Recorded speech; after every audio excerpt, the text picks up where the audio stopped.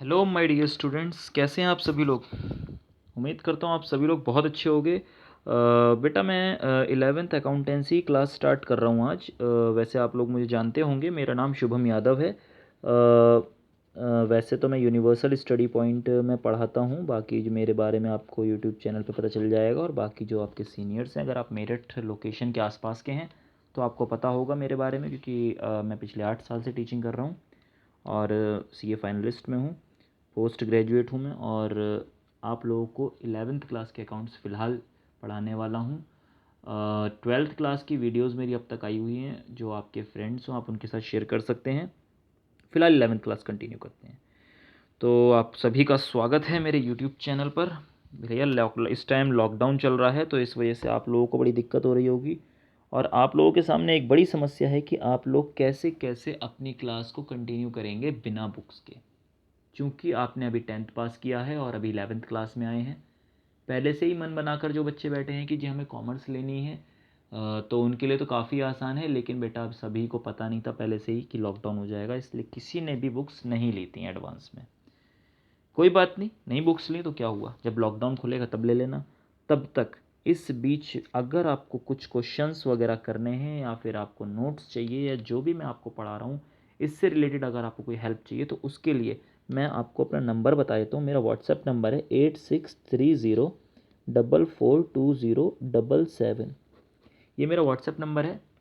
आप मुझे मैसेज कर दें अपना नाम, क्लास और कहाँ से आप बिलोंग करते हैं, आप ये मुझे मैसेज करें। मैं आपका एक 11th क्लास का ग्रुप बना दूंगा, जिससे आप अपनी स्टडीज़ को कंटिन्यू कर पाएंगे।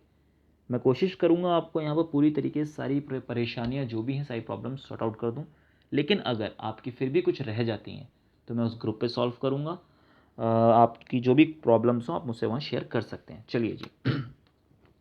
11th क्लास 11th क्लास में बेटा 10th क्लास पास करने के बाद आपके पास कॉमर्स लेने वाले बच्चे जो कहते हैं जी हम कॉमर्स लेंगे, तो आपके सामने एक बड़ी प्रॉब्लम होती है, आपको यही नहीं पता आपके सब्जेक्ट्स क्या हैं। तो मैं आपको आपके सब्जेक्ट्स बता देता हूँ जो मेन सब्जेक्ट्स हैं। इंग्लिश और आपकी मैथ्स या फिजिकल एजुकेशन की बात करूँ, जैसे ये आपका जो फिजिकल एजुकेशन और आपके ये सॉरी क्या होता है वो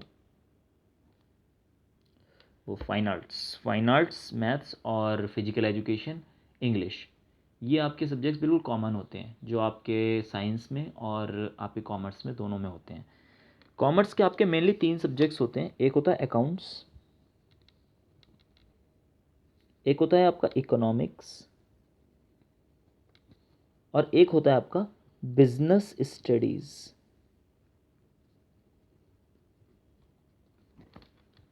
बिजनेस स्टडीज़ जो होता है आपका एक कंप्लीट थ्योरेटिकल चैप्टर जो थ्योरेटिकल सब्जेक्ट होता है। ये मेनली बच्चे इसे सेल्फ स्टडी करते हैं, पर अगर ऐसा कुछ होता है इन फ्यूचर की बता दूं मैं आपको, अगर कोई प्रॉब्लम नज़र आती है मुझे कि हाँ स्टूडेंट्स मैक्सिमम इसमें प्रॉब्लम है उनको, तो मैं इसकी भी वीडियोज़ या लाइव क्लासेस देता हूँ। इसके साथ साथ मैं इकोनॉमिक्स की बात करूँ तो मैं इकोनॉमिक्स भी पढ़ाता हूँ। फ़िलहाल इकोनॉमिक्स में हमारे पास 2 बुक हैं। एक होती है माइक्रो इकोनॉमिक्स और एक होती है स्टैटिस्टिक्स, जो आपने पढ़ी होगी स्टैटिस्टिक्स। स्टैट्स आपने 10th क्लास में ही पढ़ी है मैथ्स में।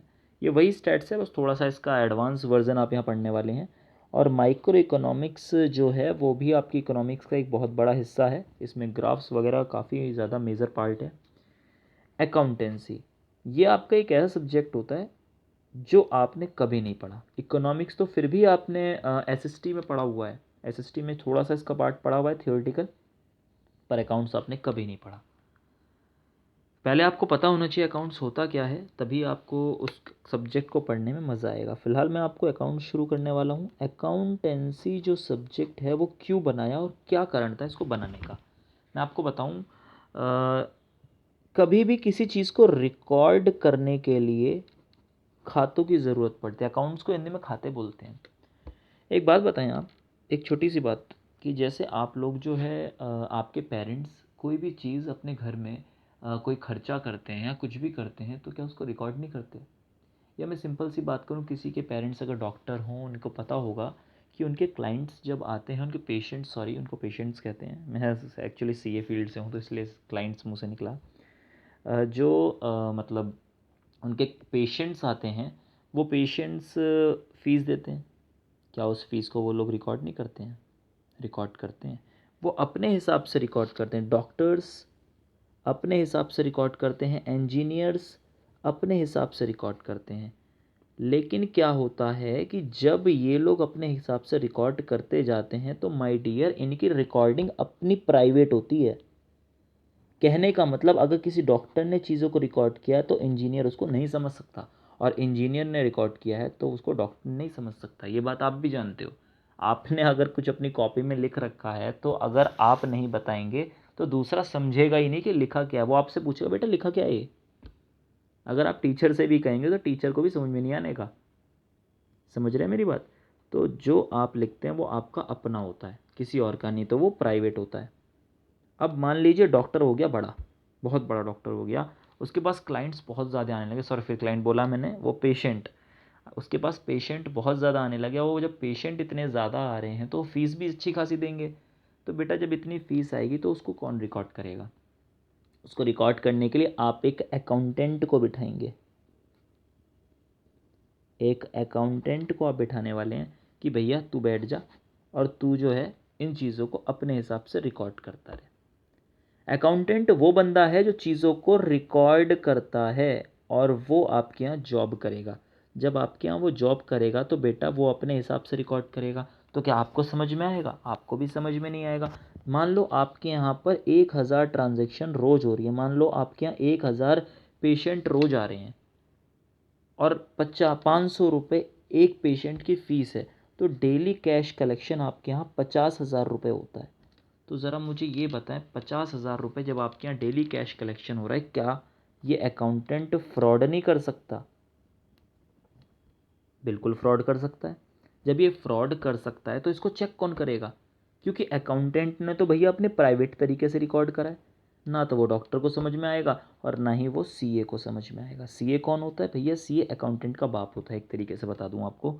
ये सीए वो होता है, चार्टर्ड अकाउंटेंट, जिसको अकाउंट्स की, या यूँ कहूँ जिसको रिकॉर्ड्स की या लॉ की या फिर जिन चीज़ों की भी नॉलेज अकाउंटेंट को है, सबसे ज़्यादा नॉलेज इसे होती है। या यूँ को कॉमर्स में सबसे ज़्यादा नॉलेज अगर किसी को है तो वो सीए होता है।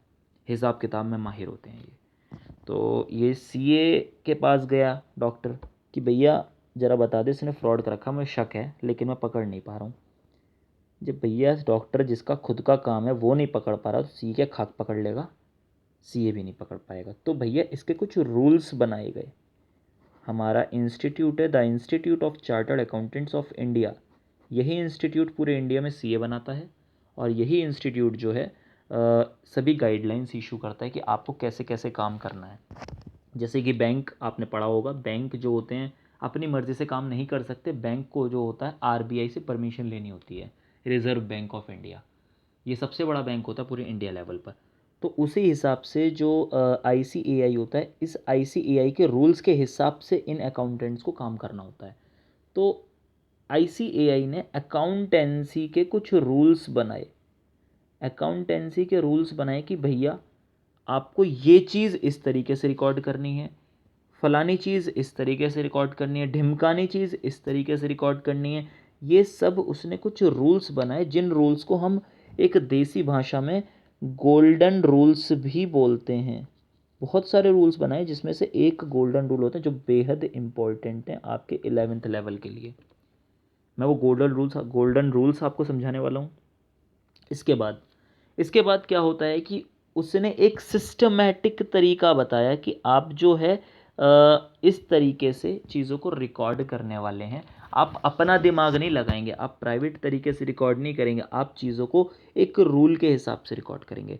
जैसे कि मैं कह दूं, आप उसने एएस बनाया, आईसीएआई ने एएस बनाया, जिसको हमने इंग्लिश में, सॉरी इंग्लिश ही है वैसे तो ये, अकाउंटिंग स्टैंडर्ड नाम दिया है। ये कुछ रूल्स होते हैं बड़े लेवल के रूल्स, कि जब ये फंस जाते हैं कि जी मैं कार को क्या रिकॉर्ड करूं। जी कार को ना आप फिक्स्ड एसेट रिकॉर्ड करोगे या करंट एसेट रिकॉर्ड करोगे, या बिल्डिंग को क्या रिकॉर्ड करना है, या कैश को क्या रिकॉर्ड करना है, ये सब चीज़ें किसने बताई हैं? आईसीएआई ने अपने रूल्स में बताई हैं। उन रूल्स को सभी अकाउंटेंट्स को पढ़ना होता है, सभी सीएस को पढ़ना होता है। इन लोगों को ऐसे पढ़ने की कोई ज़रूरत नहीं है। अब जब रिकॉर्डिंग की बारी आएगी तो अब जब डॉक्टर अकाउंटेंट को बिठाता है कि बेटा एक काम करो, आप ना मेरे यहाँ चीज़ों को रिकॉर्ड करना शुरू कर दो। अब अगर अकाउंटेंट कुछ भी फ्रॉड करने की कोशिश करेगा तो बेटा वो रिकॉर्डिंग कैसे करेगा? वो रिकॉर्डिंग तो आईसीएआई के हिसाब से कर रहा है, और आईसीएआई की सबसे ज़्यादा नॉलेज किसको है? आईसीएआई के बेटे को, सीए को, चार्टर्ड अकाउंटेंट को, जो यहाँ से पास होके निकला है। तो बेटा अगर वो फ्रॉड करेगा तो सीए पकड़ लेगा कि नहीं पकड़ लेगा? वो बहुत जल्दी पकड़ लेगा। तो इसलिए अकाउंटिंग के और कुछ रूल्स बनाए गए, अकाउंट तैयार किया गया।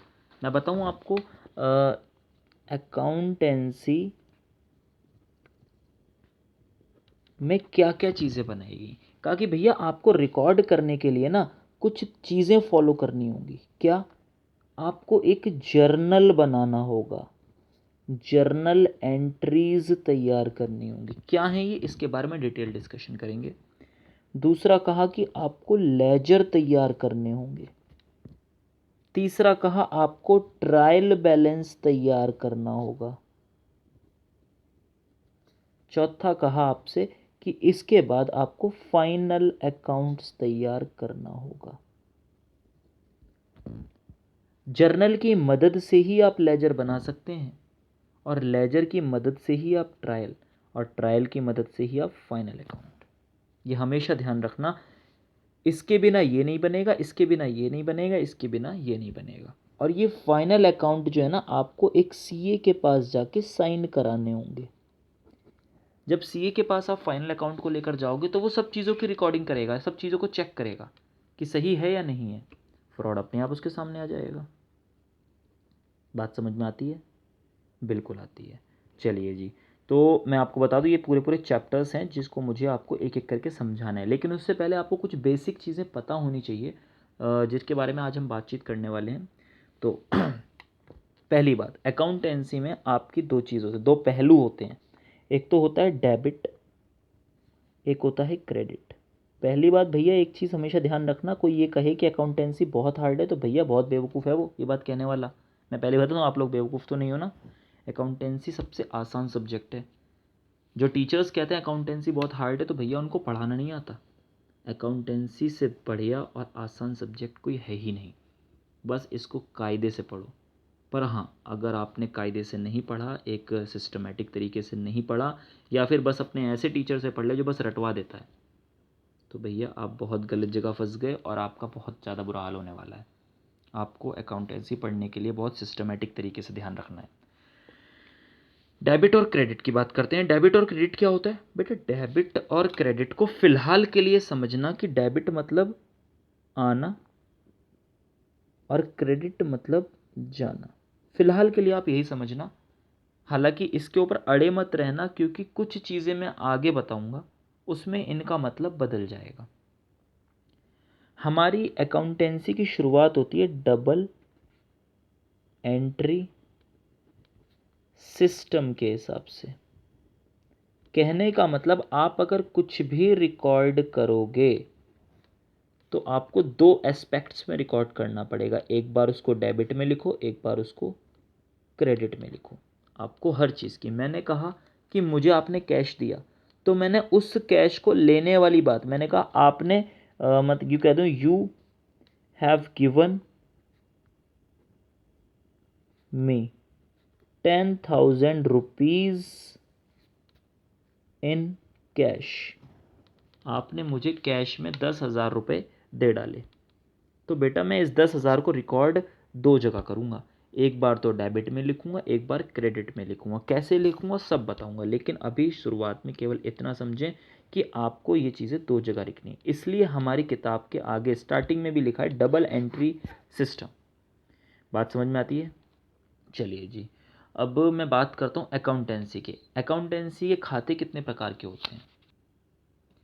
चलिए जी, वैसे मैं गोल्डन रूल्स की पहले बात कर लेता हूँ तो ज़्यादा अच्छा है, ताकि आपको थोड़ी सी आसानी रहे। बेटा हमारे पास कुछ गोल्डन रूल्स होते हैं, बहुत ज़्यादा इम्पोर्टेंट रूल्स हैं ये। हमारे पास तीन प्रकार के अकाउंट होते हैं।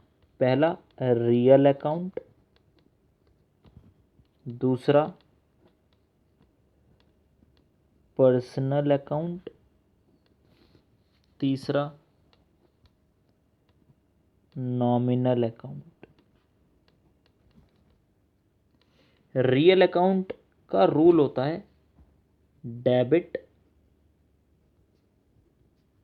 What comes in, credit what goes out. Personal account क्या कहता है? Debit the receiver and credit the giver. Nominal account कहता है ऑल एक्सपेंसेस या losses always debit, all incomes या फिर प्रॉफिट्स ऑलवेज क्रेडिट। बेटा यहाँ वो रूल बदल गया जो मैंने डेबिट क्रेडिट का बताया था। एक एक करके एक्सप्लेन करता हूँ। डेबिट, एक मिनट पहले मैं आपको एक चीज़ और बता दूँ, एक्चुअली मैं दिमाग से स्लिप हो गई थी। डेबिट की शॉर्ट फॉर्म डीआर होती है और क्रेडिट की शॉर्ट फॉर्म सीआर होती है। आपको अगर डेबिट को शॉर्ट में लिखना है और डीआर लिखें, क्रेडिट को शॉर्ट में लिखना है तो सीआर लिखें। ये कभी एग्जाम में तो नहीं आता जो मैं बताने वाला हूँ, लेकिन क्या है कि एक बार ऐसे एक बच्चे ने पूछ लिया था मुझसे क्लास में, तो आपको पता होना चाहिए कि क्या है क्या नहीं। आप पूछोगे नहीं पूछोगे, अब तो भाई आप इस तरीके से वीडियो देख रहे हो, आपको पता नहीं आप पूछोगे नहीं पूछोगे, पर मैं फिर भी बता देता हूँ जितना बेस्ट पॉसिबल हो सकता है। बेटा क्रेडिट का सीआर, मैंने कहा कि बेटा क्रेडिट को आपने सीआर क्यों लिखा? आपने कहा सर स्टार्टिंग में सीआर लिखा हुआ है इसलिए हमने क्रेडिट को सीआर कर दिया। तो डेबिट का डीआर क्यों लिखा? इसमें तो कहीं आर नहीं आ रहा, तो आपने आर कहाँ से लगा दिया? नहीं पता? बिल्कुल वही सोचने वाली बात है कि क्रेडिट में तो चलो सोच लेते हैं सी आर यहाँ से आ गया, पर डेबिट में डी आर कहाँ है? पर मैं आपको बता देता हूँ, ये क्रेडिट का सी आर यहाँ से नहीं आया। इनके दो लॉजिक होते हैं। पहला लॉजिक क्या है, जो बहुत ही कम, मेरे ख्याल से 1 या 2% लोगों को पता होगा, ये लैटिन वर्ड तो समझते होगे। लैटिन में डेबिट को डेबिड्रे बोलते हैं, सॉरी डेबिड्रे, और क्रेडिट को क्रेडिड्रे। तो डेबिट का डीआर और क्रेडिट का सीआर यहाँ से आया है। लेकिन इसको जो ज़्यादातर टीचर्स ने अपना फंडा निकाला है, और सही भी है, गलत नहीं है वो भी, दूसरा तरीका होता है कि डेबिट को डेबिट, डीआर को डेबिट रिकॉर्ड भी कहते हैं और सीआर को क्रेडिट रिकॉर्ड भी कहते हैं। ये एग्ज़ाम में तो नहीं आएगा, लेकिन आपकी नॉलेज के लिए आपको ये पता होना ज़रूरी है। चलिए जी, एक चीज़ और आपसे डिस्कस कर लेता हूँ। जो मैं आपको ये रूल्स, गोल्डन रूल्स बता रहा हूँ, ये गोल्डन रूल्स केवल जर्नल एंट्री बनाने के लिए हैं। अब ये जर्नल एंट्री क्या होती हैं? बेटा जर्नल एंट्री मैंने स्टार्टिंग में आपको बताया कि आपको अकाउंटेंसी बनाने के, मैं कह दूँ अकाउंटेंसी सब्जेक्ट पढ़ने के लिए आपको ये 4 चीज़ें बहुत अच्छे से आनी चाहिए। ये 4 चीज़ों को मिलाकर ही पूरी अकाउंट तैयार होती है। इन 4 चीज़ों की हेल्प करने के लिए बाकी कुछ और खाते हैं जो आपको पूरी 11th क्लास में पढ़ने हैं, जैसे कैश बुक हो गया, या बाकी सब्सिडरी बुक्स हो गया, या आपका रेक्टिफिकेशन ऑफ एरर्स हो गया, बिल्स ऑफ एक्सचेंज हो गया, बैंक रिकन्सिलिएशन स्टेटमेंट हो गया। ये सब इन 4 चीज़ों की हेल्प करने के लिए हैं, लेकिन मेन ये 4 ही हैं। आपको ये 4 अच्छे से आने चाहिए, उसके बाद ही आप कह सकते हैं कि हाँ जी मैं तो एक अकाउंटेंट बन गया। तो यहाँ बेटा आपको अकाउंटेंट बनाने के लिए तैयारी नहीं हो रही, यहाँ आपको सीए बनाने के लिए तैयारी हो रही है। एक अकाउंटेंट भी 11th पढ़ता है, एक सीए भी 11th पढ़ता है। तो आप यहाँ जो पढ़ रहे हैं, यहाँ सीए लेवल के हिसाब से पढ़ रहे हैं। बात समझ में आती है? चलिए जी, तो जर्नल एंट्री क्या होता है? जर्नल एंट्री का मतलब होता है कि भैया आप चीज़ों को सिस्टमेटिक तरीके से रिकॉर्ड करते हैं, चीज़ों को एक सिस्टमैटिक तरीके से रिकॉर्ड करना। मैंने कहा कि मैंने 1 अप्रैल को बिल्डिंग खरीदी और 2 अप्रैल को मैंने कार खरीदी। तो बेटा सिस्टमेटिक तरीका ये है कि आपको 1 अप्रैल में बिल्डिंग को डालना पड़ेगा और 2 अप्रैल में कार को डालना पड़ेगा। ये नहीं कि आप कार को पहले डाल दें और बिल्डिंग को बाद में, ऐसा नहीं है। आपको एक सिस्टमेटिक तरीका रिकॉर्ड करना पड़ेगा। क्या ये इसका मतलब है? जी मतलब तो ये भी है, लेकिन ये सही मतलब नहीं है। जो ज़्यादातर टीचर्स यही बताते हैं, पर सही तरीका क्या है वो मैं बताता हूँ आपको। इस बात को ज़रा यहाँ पर देखकर समझिएगा। मैं कह रहा हूँ आज 1 अप्रैल 2020 हो रही है, एज्यूम कर लो, ऐसा कोई फिक्स नहीं है कि मैं आज 1 अप्रैल ही बताऊँ आपको। 1 अप्रैल 2020 हो रही है और आप अपनी कंपनी में सुबह 8 बजे पहुँच गए। हमने पिछले एग्जाम्पल में आपसे डॉक्टर की फ़ीस की बात करी थी, डॉक्टर की फ़ीस को रिकॉर्ड करते थे। चलिए जी मैं आपको वही बता देता हूँ। मान लीजिए 8:01 पर आपके पास एक पेशेंट आया जिसने आपको 500 रुपये पेशेंट ने दिए। 8:02 पे आपने इलेक्ट्रिसिटी बिल पे कर दिया 1300 रुपये का। 8:05 पे अपने जो है दो कस्टमर आ रहे हैं जिन्होंने 1000 रुपये आपको, 2 पेशेंट जिन्होंने आपको 1000 रुपये दे दिए। बेटा ये टाइम के हिसाब से रिकॉर्ड करना है। आपके पास ये चीज़ पहले आई है तो पहले रिकॉर्ड करेंगे, ये बाद में आई है बाद में रिकॉर्ड है। भले 1 मिनट का अंतर हो, भले सेकेंडों का फ़र्क हो, हमें कोई फ़र्क नहीं पड़ता। इसमें साफ साफ एक बात कही थी, it records all daily transactions of a trader in the order in which they occurs. जिस ऑर्डर में भी वो आ रहे हैं उसी तरीके से आप करेंगे। ये नहीं कि आप उल्टा सीधा करने वाले हो, ऊपर नीचे नहीं करोगे। बात समझ में आती है? दूसरी बात क्या है कि जर्नल एंट्री को हम बुक ऑफ प्राइम एंट्री भी बोलते हैं, क्योंकि ये पहला स्टेप होता है। मैंने आपसे कहा कि जर्नल बनाए बिना आप लेजर नहीं बना सकते, लेजर के बिना ट्रायल नहीं, ट्रायल के बिना फाइनल अकाउंट नहीं। तो ये आपका फर्स्ट स्टेप है। अगर आपके जर्नल गलत हो गए तो लेजर भी गलत हो जाएगा, ट्रायल भी गलत हो जाएगा और फाइनल अकाउंट भी गलत हो जाएगा। तो आपको इसके ऊपर सबसे ज़्यादा मेहनत करनी है। और ये बाकी टीचर्स तो इसमें 2-3 दिन में ख़त्म कर देते हैं, लेकिन मैं इसमें कम से कम 15 दिन लगाता हूँ। और इसीलिए 15 दिन लगाता हूँ इसके अंदर, ताकि आपको ये अच्छे से आ जाए। सबसे ज़्यादा टाइम मैं इसमें और इसमें लगाता हूँ, क्योंकि ये वो चीज़ है जिसके लिए हम मेहनत कर रहे हैं। जर्नल से आप लेजर बना लोगे, लेजर से ट्रायल बना लोगे, ट्रायल से आप फाइनल अकाउंट तक आओगे, लेकिन फाइनल अकाउंट वो चीज़ जिसके लिए आप बहुत ज़्यादा मेहनत कर रहे हो। इसके बिना तो सब कुछ बेकार है। क्योंकि फाइनल अकाउंट के अंदर क्या होता है, आपका trading, profit and loss account और बैलेंस शीट होती है। ये बैलेंस शीट का नाम शायद आपने सुना हो किसी के मुंह से। बैलेंस शीट वो बैलेंस शीट होती है जो बैंक भी मांग लेता है, गवर्नमेंट भी मांग लेती है, कोई भी फाइनेंशियल इंस्टीट्यूशन मांगता है। आप लोन के लिए गए तो आपसे बैंक ने कहा जी बैलेंस शीट ले आओ, सीए से साइन करा के। सीए इस पे साइन नहीं करेगा, सीए इस बैलेंस शीट के ऊपर साइन करेगा। तो आपकी बैलेंस शीट जो होती है वो इनकी मदद से बनेगी। तो मैं आपको कह दूं, ये तो बहुत ज़्यादा इम्पोर्टेंट कि पूरी दुनिया में ये चलता है, लेकिन इसके बिना ये बनना नेक्स्ट टू इम्पॉसिबल है। तो आपको जर्नल एंट्री आनी ज़रूरी है। ठीक है जी। तो मैं जो हूँ गोल्डन रूल्स आपको मैंने आज बताए हैं। ये गोल्डन रूल्स आपको जो हेल्प करेंगे जर्नल एंट्री बनाने में हेल्प करेंगे। इन गोल्डन रूल्स को मैं नेक्स्ट वीडियो में आपको एक्सप्लेन करूँगा कि गोल्डन रूल्स किस तरीके से काम करते हैं, इनका क्या क्या लॉजिक है, क्या क्या इनकी ज़रूरत है। मैं आपको पूरी तरीके से इनको जस्टिफाई करके बताऊँगा। ठीक है जी, आज के लिए इतना ही। Thank you very much. Have a nice day.